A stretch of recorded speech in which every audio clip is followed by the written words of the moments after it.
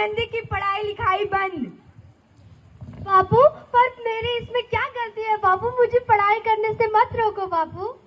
तेरी गलती है कि तू एक लड़की है, लड़का होती तो क्या बाबू? लड़का होती तो क्या? मेरी पढ़ाई ना रोको बाबू। ए लड़की, ज्यादा जवान मत चला वरना तेरी जवान हलक से खींचकर बाहर निकाल दूंगा। बापू, मैं पढ़ लिख कर कुछ बनना चाहती हूँ बापू, मेरी पढ़ाई ना रोको। आनंदी, तुझे पढ़ना है तो पढ़, लेकिन सारी उम्र बाप की छाती में बोझ बनकर मत बैठ। बाबू, मैं पढ़ लिख कर डॉक्टर बनूंगी, मेरी पढ़ाई मत रोको बाबू। पढ़ना पढ़ना पढ़ना, आज तो मैं तेरे इन कॉपी किताबों का काम तमाम करके ही छोड़ूंगा। ये ले। नहीं बापू नहीं, मेरी कॉपी किताबें मत फाड़ो बापू। नहीं माँ, देखो मेरे बापू कॉपी किताबें फाड़ रहे हैं। किताबें तो सिर्फ लड़कों के हाथ में अच्छे लगते हैं, लड़कियों के हाथ में तो सिर्फ मेहंदी अच्छी लगती है, मेहंदी। बाबू, मैं लड़की हूँ तो क्या हुआ?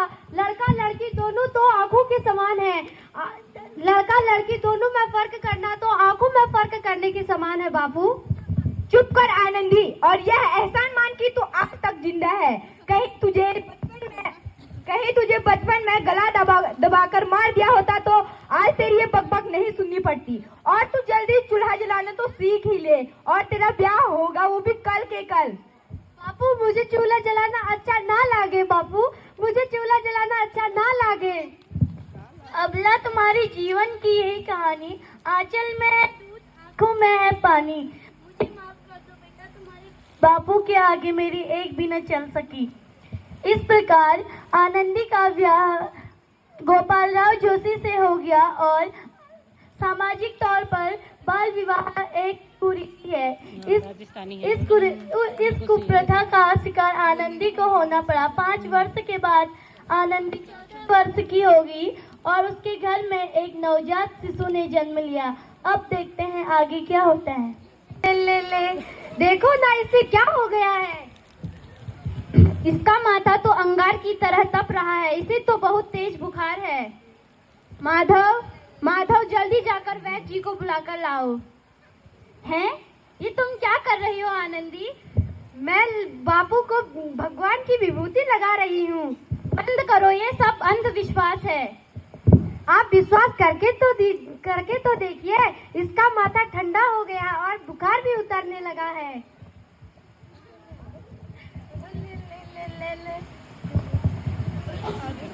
आंखें खोलो बेबी, आंखें खोलो बाबू, आंखें खोलो। आनंदी, अब हमारा बेटा कभी आंखें नहीं खोलेगा। नहीं, मुझसे मेरा बच्चा कोई नहीं छीन सकता। नहीं, पागल मत बनो आनंदी, बंद करो ये पागलपन। माधव, बच्चा ही खत्म। मुझसे मेरा बच्चा भगवान ने छीन दिया। भगवान ने नहीं, तुम्हारी अशिक्षा और अंधविश्वास ने हमारा बच्चा छीना है। अगर आज तुम पढ़ी लिखी होती तो हमारा शिशु जीवित होता। तुम अनपढ़ थी आनंदी, अनपढ़। नहीं, अब मैं नहीं रहूंगी अनपढ़, मैं पढ़ूंगी लिखूंगी, और ताकि और किसी आनंदी को इलाज के स्वभाव में अपना बच्चा खोना ना पड़े, मैं पढ़ूंगी। शाबाश आनंदी, शाबाश। आनंदी, तो इसी प्रकार आनंदी 7 अप्रैल 1983 में अमेरिका के न्यूयॉर्क में जाती है और 3 साल बाद आनंदी को डॉक्टर ऑफ फिजिशियन की उपाधि प्राप्ति होती है और घर में उसके पिता की तबीयत बहुत ही खराब है। अब देखते हैं आगे क्या होता है। मांगा तो सिर्फ एक बराबरी का दर्जा।